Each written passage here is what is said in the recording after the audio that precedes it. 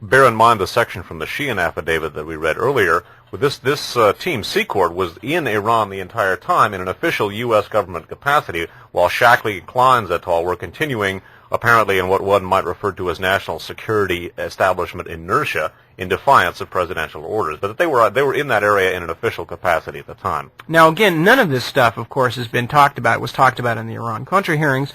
Secord's involvement, as I mentioned earlier, we've been talking about Secord for years. He's been involved in more things than a normal human being could possibly comprehend in terms of illegal and illicit activities on behalf of this shadowy right-wing agenda. I was just, this brings something to mind. I was just driving back from Southern California, and Daniel Sheehan was on KABC, or I'm not sure what the station is, but the main ABC affiliate radio station down in Los Angeles, and he was being interviewed by Michael Jackson. And one of the things that Sheehan said is that they've been in talking to the staffers for the congressman on the Iran-Contra hearings. And he was specifically talking about drugs, but I think things like Secord being involved in the failed Desert One mission, it probably falls in the same category. And he said they would begin telling these congressional staffers about the drugs connections and things of that nature. Not only did most of them, their eyes just sort of glaze over and they sort of changed the subject, but he said one of them actually literally lifted his pencil up in the air, held it over his head, and said, "I'm not writing anything, I'm not writing anything, I don't hear a thing, I'm not writing anything down," and threw them out of the office a couple of minutes later. So, again, the reason that this stuff is out there is not that this is far-fetched stuff, folks. It's right here in black and white, but there are people who will not listen to this until it is too late, and we hope that's not going to be soon. Yeah, as serious as the events that we're looking at appear to be, and as I say, there are a lot of indications that the Carter presidency was deliberately deep-sixed by these people, obviously in direct contravention of U.S. law and political traditions. There are indications that this same team was going to continue to manipulate terrorism in a strategic fashion to overthrow the Constitution itself, not merely to spit at it. Mm-hmm. Okay, we're going to talk about another interesting connection. We're going to talk about Cyrus Hashemi, the late Cyrus Hashemi, and we're going to talk about some people that he was in business with, namely J. Stanley Pottinger, among others, and some of their interesting involvement in some of the things that we've studied. But that's going to be after we take a break. So we'll be coming back with an article and then a long tape segment on the Friends of Cyrus Hashemi. We are here to continue with Radio Free America. Tonight's topic, of course, the Iran-Contra hearings, not the Iran-Contra hearings. It's just been jammed into my head so much, being the media baby that I am. The Iran-Contra affair, whatever you want to call it, we've been talking specifically about a couple of things tonight. We've been talking about the secret team and, in part, their formation and their early involvement in things. We talked a lot about them last week, about their springing up out of the JM Wave station, their then transfer of authority to Southeast Asia, their dabbling in the drug traffic and various other activities there, and their continuation, and in fact the transfer of some key members to Tehran, Iran, where later on they were to become, we think, the authors of much of our present plight in the Middle East, and perhaps with the authors of the sabotaging of the hostage rescue attempt, the Desert One mission so-called, and that's what we've been talking about in the last part of the broadcast tonight. In particular, we've looked at the strategic manipulation of the terrorist incident, one of the most famous terrorist incidents, at least in terms of American consciousness, namely the taking of the U.S. hostages at the embassy in Tehran in 1979. We took a look at some steps Jimmy Carter took to anger members of the secret team, his cutting off of CIA subsidies to the mullahs in Iran, plus his firing, or the firing by his CIA director, Admiral Stansfield Turner, of a number of members of the secret team, including Messrs. Shackley, Kleins, and Edwin Wilson. Henry Kissinger, connected to those same people through Task Force 157, then pressured Carter to admit the Shah. That resulted in the hostage crisis, and as we just looked at considerable length, it appears that the members of the secret team then deep-sixed the attempt to rescue the hostages in April of 1980, thereby adding to Jimmy Carter's popular image as a wimp. And I think go around asking people today what Carter was like, they'll say he was terrible, they'll say he was a wimp, that he just wouldn't stand up to them Iranians.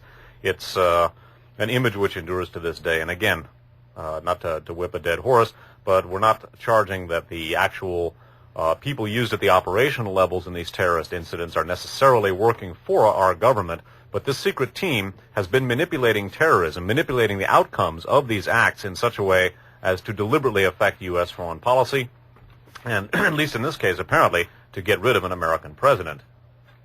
We're going to take a look now at a name that's cropped up in a big way in connection with the Iran-Contra scandal.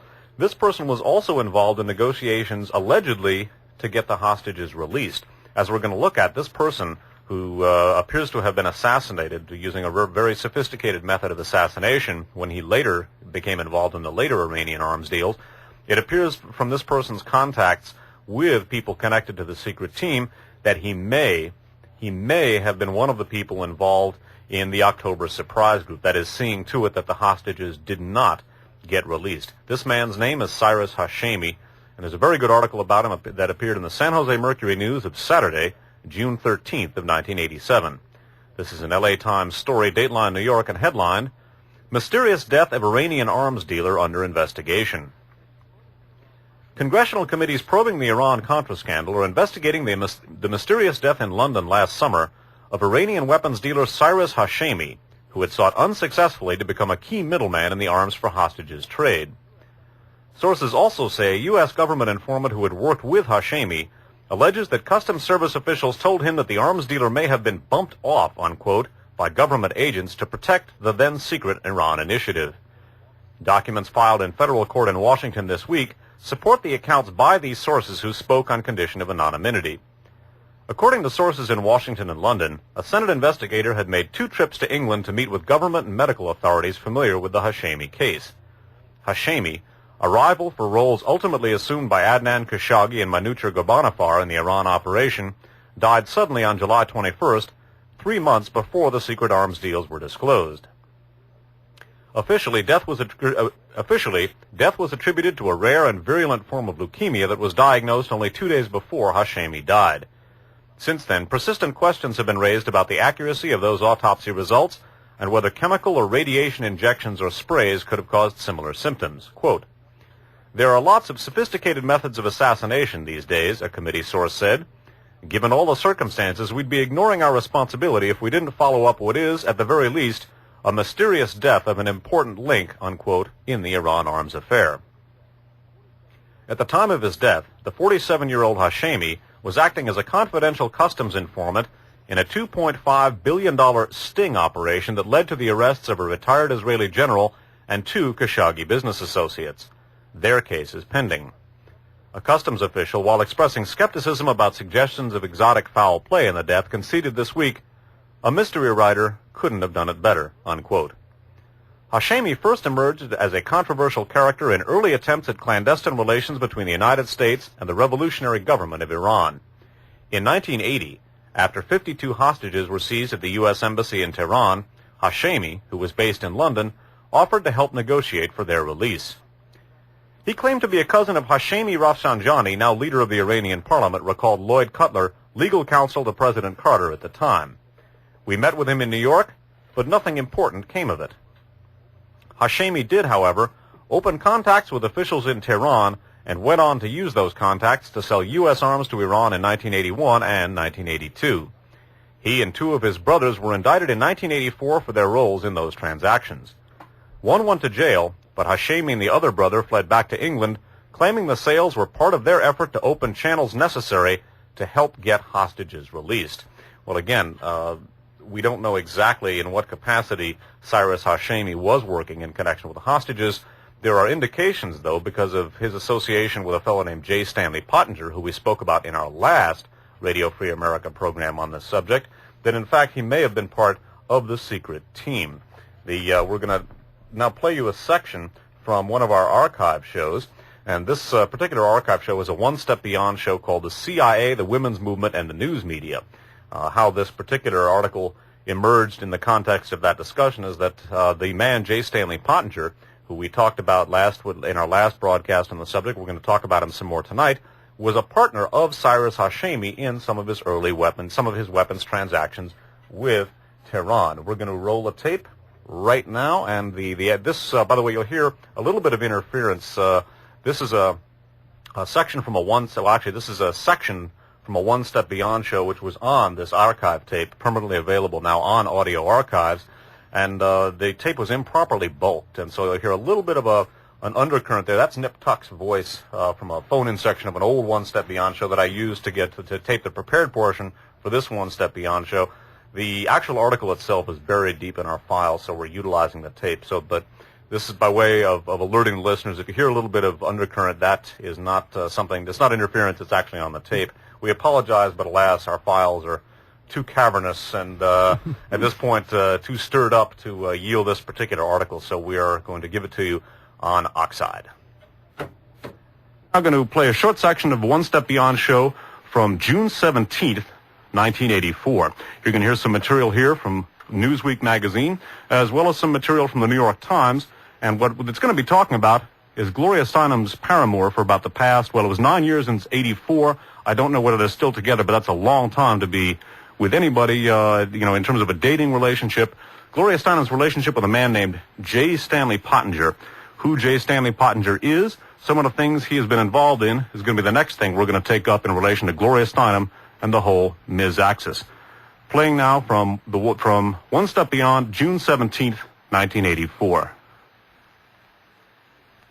Another interesting article, interesting bit of information here concerning Gloria Steinem, and again, this on the occasion of her 50th birthday. This is from Newsweek, the issue of June 4th, 1984. There's an article on Gloria Steinem's 50th birthday. It's very short. It's entitled, Steinem at 50, Gloria in Excelsis. And I'm only going to read you one sentence of this article.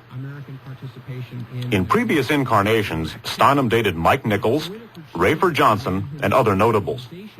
For the past 9 years, she has been romantically involved with Washington attorney Stanley Pottinger, a Republican, and former Assistant Attorney General for Civil Rights. Reading that sentence again. In previous incarnations, Steinem dated Mike Nichols, Rayford Johnson, and other notables. For the past 9 years, she has been romantically involved with Washington Attorney Stanley Pottinger, last name Pottinger, a Republican and former Assistant Attorney General for Civil Rights. Well, he was a Assistant Attorney General for Civil Rights under the Nixon-Ford administration from 1973 to 1977. You'll all recall what Nixon's Justice Department was like. Both Mr. Kleindienst and John Mitchell were indicted. Mitchell convicted, and Kleindienst eventually, I don't know whether he was convicted and received a suspended sentence or whether he eventually was acquitted, but half the Nixon Justice Department wound up being indicted on one charge or another, many of them acquitted, most in connection with the Watergate affair. They also presided over COINTELPRO and a number of other interesting things. Certainly the Nixon administration has never been regarded as a great champion of civil rights, and a woman like Gloria Steinem, who is at least nominally aligned with a civil rights movement, the feminist movement, well, her association, her 9-year romantic involvement with Mr. Pottinger is really intriguing. Now, those of you who listen to Mae Russell's World Watchers series will recall Mae referring very briefly to Mr. Pottinger's involvement in an arms smuggling scam. Research credit for the following article, again, goes to Mr. Ted Rubenstein. By the way, that Newsweek article, if you'd like to look it up, is from June 4th, 1984. Now, concerning Mr. Pottinger and his alleged involvement in an arms smuggling scam, the following article, research credit, goes to Ted Rubenstein. This is from the New York Times of June 3rd, 1984. It's an article by Selwyn Rabb, R-A-B-B, headlined, Iranian is sought in inquiry on arms. Subtitled, Banker wanted in smuggling of prohibited equipment. An Iranian banker in New York City who offered to help seek the release of the American hostages in Iran in 1980 is under investigation for leading a group that purportedly smuggled banned military equipment to Iran, according to federal authorities. The investigation, which began 4 years ago, resulted in the arrests in New York last month of the brother of the banker and of a Huntington, Long Island businessman on smuggling charges. According to federal officials, a former United States Assistant Attorney General, W. Stanley Pottinger, is also under investigation. The 44-year-old Mr. Pottinger, who was in charge of the Civil Rights Division in the Justice Department from 1973 to 1977, recently testified before the federal grand jury in Manhattan investigating the case.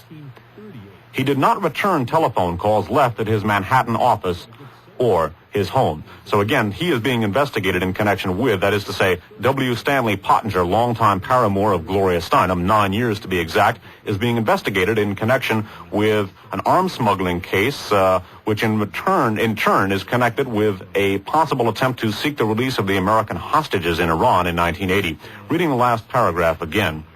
According to federal officials, a former United States Assistant Attorney General, W. Stanley Pottinger, is also under investigation. The 44-year-old Mr. Pottinger, who was in charge of the Civil Rights Division in the Justice Department from 1973 to 1977, recently testified before the federal grand jury in Manhattan investigating the case. He did not return telephone calls left at his Manhattan office or his home. So, this certainly isn't conclusive, obviously, because, first of all, Pottinger's only being investigated in connection with the case, but that his name should turn up at all. And I understand from broadcast news reports on the subject, there haven't been many in print, that apparently his voice was on wiretaps of this, the Hashemis, the Iranians involved in this arms smuggling scam, and also in the attempt to obtain the release of the hostages from Iran. Well, of course, arms smuggling is a major focus of intelligence activity, and Iran, of course, has also been a major focus of intelligence activity for many, many years.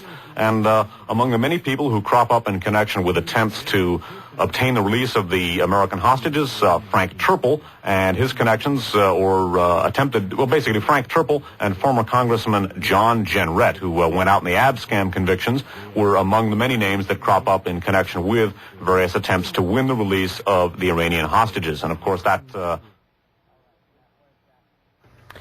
All right, and that was that One Step Beyond, and talking about J. Stanley Pottinger, and well, more to our purpose in particular here, Cyrus Hashemi, a man who met a mysterious end. Yeah, in that particular article, and again, if people would like to look it up, June 3rd, 1984, New York Times, article by Selwyn Rad. Since in this show we were focusing on Pottinger, the Hashemis are Cyrus Hashemi and his brother. And this is intriguing. And again, we are asking in what capacity he may have been negotiating for the release of the hostages, whether Hashemi may have been part of this back-channel intelligence operation. We can't say, but the association with J. Stanley Pottinger here is interesting because we talked about Pottinger in our last broadcast. We're going to talk a little bit more about J. Stanley Pottinger and the rather interesting and fairly influential position that he found himself in, or that we as readers and researchers find him in during the time of the investigation into the death of Orlando Letelier, who, of course, is the Chilean politician, former right-hand man to Salvador Allende, who was blown up on the streets of Washington, D.C., and whose murder and the investigation into whose murder later led back, among other things, into the depths of not only the Chilean secret police, but in fact the CIA itself. We talked about connecting links between the Letelier assassination, some of the Cubans dating all the way back to J.M. Wave, who later cropped up in the Letelier assassination, the Bosch organization, the Kourou wave of terror, and who later cropped up in the Iran-Contra affair. Names like Frank Castro should be borne in mind, Paco Chanes, and others. Again, details in our last program on the subject. That's right. Also, a couple of other major names. Ed Wilson himself, who, of course, crops up in Donald Fried's book, Death in Washington, written with Fred Landis, and the David Atlee Phillips, who we mentioned earlier, as being head of the AFIO, the Association of Former Intelligence Officers, of which Miles Copeland was a major figure, and which appears to have been involved in the back channel, and Atlee Phillips was in from the beginning on the destabilization of Chile and Allende, causing Letelier to, of course, have to leave Chile under pain of his life. Anyway, we're going to read now from a brief segment of a book that we have used before on One Step Beyond, but it's going to be useful here. It's from a book called Labyrinth, and it's copyright 1982, written by Eugene M. Proper and Taylor Branch, published in 1982 by the Viking Press. Eugene Proper was one of the investigators, one of the lawyers investigating the Orlando Letelier assassination. And they're talking about his attempt to get in touch with some people at the CIA and find out in his role as a U.S. Assistant Attorney some of the involvement of any relations or any knowledge that the CIA had about the people involved in the Letelier assassination. Because from very early on, after the initial rather feeble cover story that it was the left trying to create a martyr that had bumped Letelier off, A bunch of the, as Dave mentioned, the Karoo people, the Cuban, the Bay of Pigs folks trained by the Cubans, the Chilean secret police very closely tied to our own CIA, and others began to crop up. Now, reading from Labyrinth. The next day, he, meaning Proper, received a call from Stanley Pottinger, Assistant Attorney General in charge of the Civil Rights Division of the Justice Department. I should mention at this point that this is during the Ford presidency, and that George Bush is head of the CIA at this time. Mm-hmm. And it should also be mentioned that Bush was head of the CIA during part of the Task Force 157 Nugan Bank operation. That's right. Proper received a call from Stanley Pottinger, Assistant Attorney General in charge of the Civil Rights Division of the Justice Department. Pottinger introduced himself over the phone and said he had been speaking with representatives of the Institute for Policy Studies who thought the Civil Rights Division should take over the Letelier case because of its political overtones. The Civil Rights Division offered certain advantages, said Pottinger, through statutes that made murder a federal crime as a violation of civil rights. What did Proper think? Instantly guarded, Proper replied that he already had ample federal jurisdiction through the Protection of Foreign Officials Act, whose murder and conspiracy provisions carry maximum life sentences. In addition, he had 2 counts of first-degree murder and numerous related charges. The Civil Rights Division could prosecute none of these offenses, nor could its statutes bring to bear such severe penalties. At this, Pottinger retreated a bit, saying he had not realized that Letelier was covered by the Foreign Officials Law. It would be better for the U.S. Attorney's Office to hit the killers with the full weight of murder charges. Pottinger added that he wanted Proper to know that he and the Civil Rights Division were eager to help in any way they could. Proper thanked him. It was time to be gracious, and Pottinger's offer of assistance clicked with the problem on Proper's mind. He was thinking of the rain and the intimidating CIA building, so he told Pottinger he was afraid he would not get cooperation from the agency. Did Pottinger have any ideas? Instant, warm confidence shot through the telephone line. The Assistant Attorney General replied that he happened to be a personal friend of the CIA director himself, George Bush. Pottinger called him George. For him, the CIA director was only a phone call away. Would Proper like an appointment? By that afternoon, he, Cornick, who's from the FBI, and Pottinger were scheduled for lunch with Director Bush at CIA headquarters on Monday. A Justice Department limousine would pick them up at noon. Proper whistled to himself. This was known in Washington as access. And again, it should be noted that George Bush is although his name has hardly surfaced, just like that of Kissinger. Well, actually, his name has surfaced more than Kissinger's, but not much. George Bush appears to be a prime player in the Iran-Contra scandal. We took a look at Bush's connections, or accounts of Bush's connections to this affair, in our first program, the Drug Connections program, Radio Free America number 29. So again, the exact nature of Cyrus Hashemi's role in these affairs remains sort of clouded, but in light of his attempts to work out negotiations to free the hostages, his connections with J. Stanley Pottinger, and J. Stanley Pottinger's connections to the Letelier assassination team, many elements of which were in the Contra supply operation, certainly there are a lot of very important questions to be asked about just what Cyrus Hashemi's intentions were, who he was actually working for. Although, again, this is an area which is largely a question mark in the unfolding of this whole scandal. There are indications that not only did the Reagan, well, actually it was not the Reagan administration at the time, but the Reagan campaign, not only did they help to get rid of to subvert the attempted hostage rescue mission, but indeed there are a lot of indications that a deal was worked out with the Iranians to withhold the hostage release until after Ronald Reagan was elected, thereby assuring Jimmy Carter's defeat. In return, the Iranians were promised arms for their war with Iraq. There are a lot of indications of such a deal. We're going to go into those right now. One of the accounts of this deal comes from the San Jose Mercury News of Sunday morning, April 12th of 1987. This is a story by Alfonso Chardy, C-H-A-R-D-Y, who writes for the Mercury News Washington Bureau, also for the Miami Herald. This story is datelined Washington, headlined, Iranian Offer to Candidate Reagan, subheaded, Purported Envoy Suggested Deal to Free U.S. Hostages in Tehran, Aides Say. 1 month before Ronald Reagan defeated Jimmy Carter in the 1980 presidential election, 2 Reagan campaign aides met secretly with a man who said he represented the Iranian government and who offered to release to candidate Reagan 52 American hostages being held in Tehran, according to the aides. Richard Allen and Lawrence Silberman, who were top foreign policy advisors to Reagan's campaign, said the offer by the purported Iran envoy, who was brought to the meeting by then Senate aide and Reagan supporter Robert C. McFarlane, was intended to ensure President Carter's defeat in the November election. Sticking in parenthetically, remember Robert C. McFarlane, we're going to talk about him and some of the people he's connected to in a second. Allen and Silberman said in separate telephone interviews last week that they considered the offer absurd and rejected it, telling the man that he had to deal with Carter. Both said they cannot recall the man's name or nationality. Although nothing apparently came of the October meeting, I would interject that's Chardy's opinion, the former president of Iran said in an interview last week that two of Ayatollah Ruhollah Khomeini's closest advisors arranged with the Reagan campaign to delay release of the hostages until after Reagan was sworn in as president.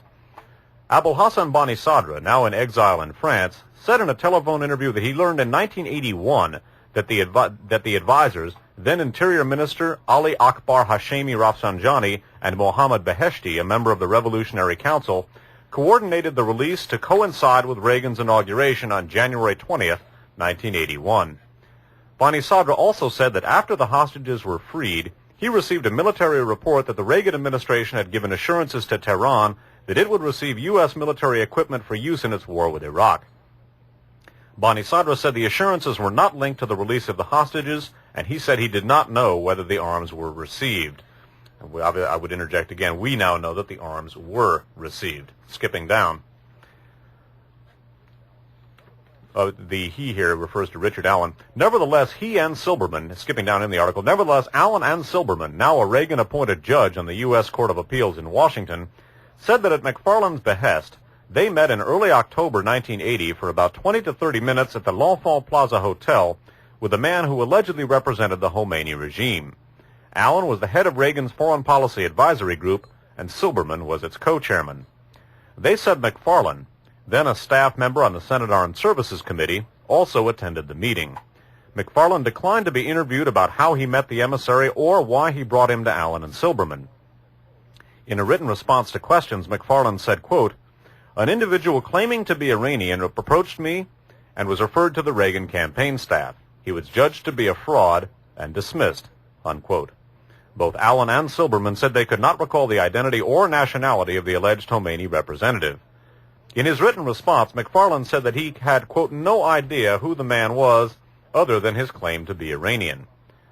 All I can remember was that there was discussion about somehow releasing the hostages to the Reagan campaign or under the auspices of the Reagan campaign to humiliate Carter and influence our election," Silberman said.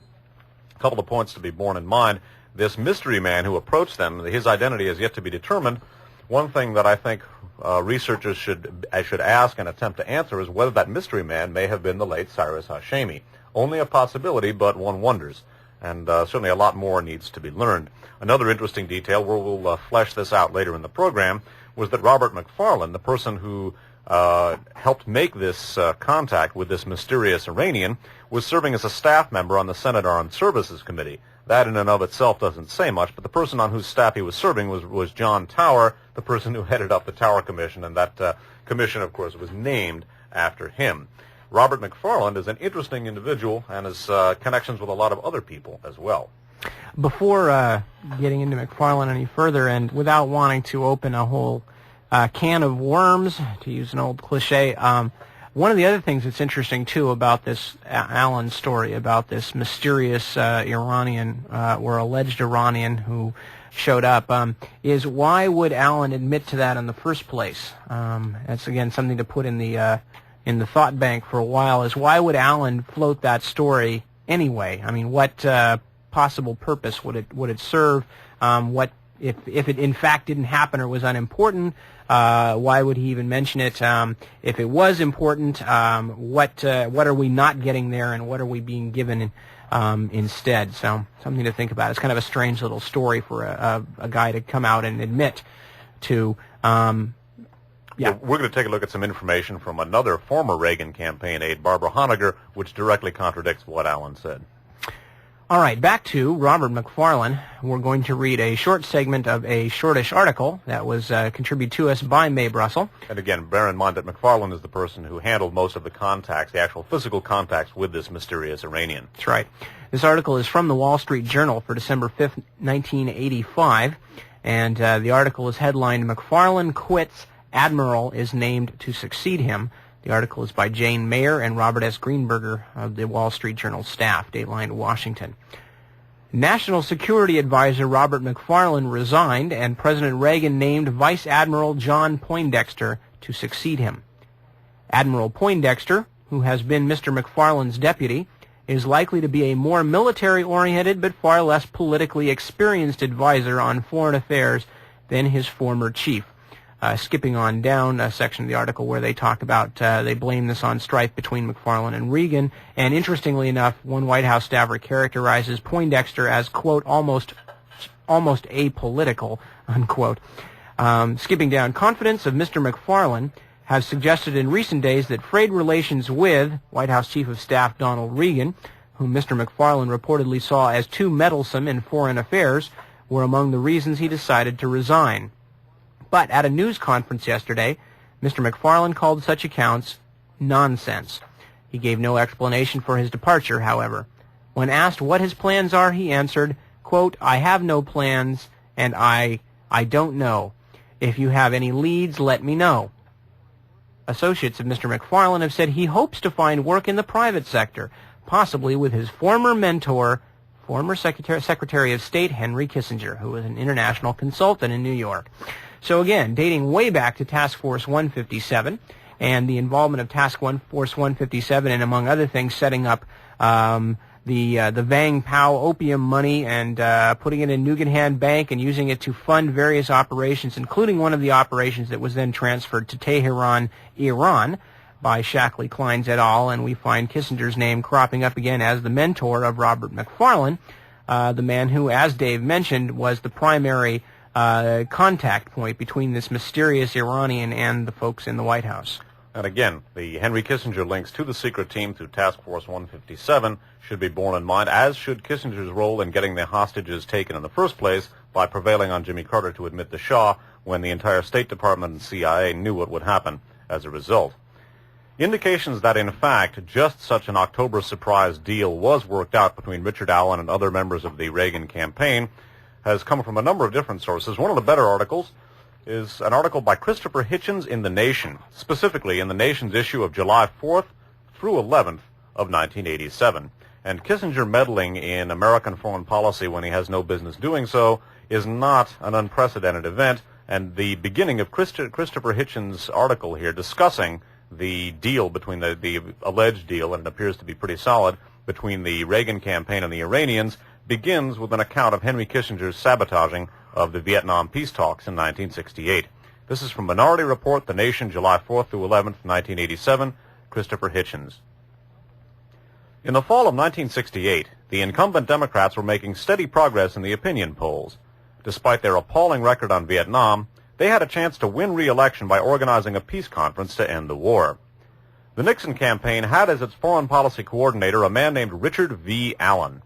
Allen made it his task to develop contact with moles in the government machine because, as Seymour Hersh wrote in The Price of Power, Nixon knew the Johnson administration was involved in a desperate attempt to get some kind of substantive peace talks underway in Paris and thus improve Humphrey's chances in the election, unquote.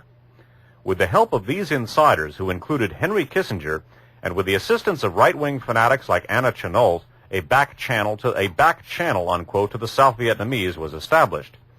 It was made plain to the South Vietnamese that they would get a better deal from a Nixon administration. On November 2nd, 1968, 2 days after the White House announced that he would be participating in the Paris peace talks, and 3 days before the U.S. elections, President Nguyen Van Thieu of Vietnam withdrew from the negotiations. His timing was disastrous for the talks and for the Democratic ticket. In Minority Report for June 20th, I suggested that the Reagan campaign in 1980 might have played a similar game with the mullahs in Tehran. Did it assure them that if they kept the American hostages until after the elections, the Reagan administration would reward Iran with weapons? This would explain the timing of the hostage release and the almost immediate shipment of arms via Israel to Iran when no hostages were being held and no moderates, unquote, were on the horizon. Further evidence for this hypothesis follows. In the first 2 weeks of October 1980, 3 prominent Reaganites met with an envoy of the Iranian regime. The meeting took place in the L'Enfant Plaza Hotel in Washington. It was arranged by Robert McFarlane, then working for Senator John Tower, and attended by Lawrence Silberman, co-chair of the Reagan-Bush Foreign Policy Advisory Group. Also present was the other co-chair, Richard V. Allen. Allen, who became Reagan's first national security advisor, now claims that his notes of the meeting have been mislaid, unquote. But Abul Hassan Bani Sadr, who was president of Iran at the time, says that 2 ayatollahs did negotiate through intermediaries with the Reagan campaign, trading the humiliation of Carter for future arms deliveries. According to the excellent Alfonso Chardy of the Miami Herald, Bani Sadr identifies the 2 as Hashemi Rafsanjani and Mohammad Beheshti. Rafsanjani has since emerged as the Iranian of choice in all the Reagan administration's arms deals. Barbara Honegger, Honegger, who served as a researcher in the Reagan campaign and later as a policy analyst at the White House, says she was in the Reagan headquarters in Arlington, Virginia on October 24th or 25th, 1980 at about 11 p.m. when an excited staffer in the operations center, unquote, said, quote, "We don't have to worry about an October surprise. Dick cut a deal." Dick was Richard Allen. Continuing. A memorandum in Allen's handwriting, printed in the House Investigating Committee's report on the theft of President Carter's campaign papers, is dated October 10th, 1980. One entry reads, quote, "FCI, partial release of hostages for parts," unquote. FCI are the initials of Fred C. Clay, now an Undersecretary of Defense and then a member of one of Reagan's action groups on the October surprise. According to the House investigation, there were 2 teams that sought to deny President Carter an October surprise success in releasing the hostages. The first met in the Skyline House in Falls Church, Virginia, and consisted of Edwin Meese III, William Casey, Richard Worthlen, Pete Daly, and Admiral Robert Garrick. This was the group described by Casey as, quote, "an intelligence operation." The second team was convened by Allen and included Fred E. Clay, John Lehman, and Admiral Thomas Moore. Speaking before the House committee, which alas did not hold public hearings and did not compel testimony under oath, Meese, Casey, and James Baker III all confirmed that Admiral Garrick ran a network of serving and retired officers whose job was to watch U.S. bases for any signs of unusual activity that might suggest a rescue operation. Garrick confirmed this in his own testimony, but claimed that he could not remember the names of his informants or the names of the bases. The committee found that, quote, "Garrick's lack of memory about his alleged network is not credible," unquote. Again, according to the House investigation, secret documents from the U.S. Embassy in Tehran were found in the file of Edwin Meese and Anthony Dolan, now Reagan's chief speechwriter. The committee determined that, quote, "these copies were obtained from Iran after being in the possession of Iranians." One of these documents, unearthed from Meese's file, has an attached handwritten note of acknowledgement from Reagan, signed Ron. By way of the FBI, Reagan told the committee that, quote, "he was not certain who provided him with the documents." A Reaganite staffer on the Senate Intelligence Committee, Angelo Codavia, informed the House committee that he had been told of active-duty CIA agents who worked for the Bush campaign. Richard Allen's telephone log for October 13th, 1980 reads, III-5 Angelo Codavia, 938-9702, DIA, hostages, all back in compound last week, administration embargoed intelligence, confirmed, and confirmed is in italics. As the committee's report dryly notes, quote, "neither Allen nor Codavia could provide information concerning the meaning of this note," unquote. Well, the hostages were released at just the right time, and the first shipments of weapons began the very next month. You may wonder if the Reaganites were capable of making such a vile deal, but you don't really wonder that, do you? Let me give the last word to former President Bani Sadr. Quote, "I don't know precisely why the timing of the release was so important to the Reagan apparatus, but it seems to me that his aides were trying to prepare the American public psychologically and symbolically for the era of Reaganism, unquote. It is more than time that these questions got the special prosecutor they deserve. Okay, so we've seen a bunch of interesting things here. Again, as mentioned, the similarity to the 1968 back-channel intelligence network that Deep Six the Paris peace talks. Also involving Henry Kissinger. And the even more concrete and hard to misconstrue information about the action teams put together to monitor the Carter White House. And again, this particular notation from Angelo Codavia with a phone number and then says DIA, which probably stands for Defense Intelligence Agency, saying hostages all back in compound last week. Administration embargoed intelligence confirmed. It's very obvious that the Reagan team and the secret team had more than just a few elderly Marine and naval officers kind of watching the ports. It's obvious that they had first-level information and that they had information that no innocent political purpose could possibly have been helped by. I mean, there's no, as somebody asked in one of the other articles, what could they possibly have done with this information besides used it to sabotage the mission? There's nothing else they could have done. They could have, had a parade perhaps on the day that the hostages were released to try and distract attention? Of course not. There was nothing they could do with this information except try to sabotage the rescue operation in some way and hence sabotage the Carter presidency.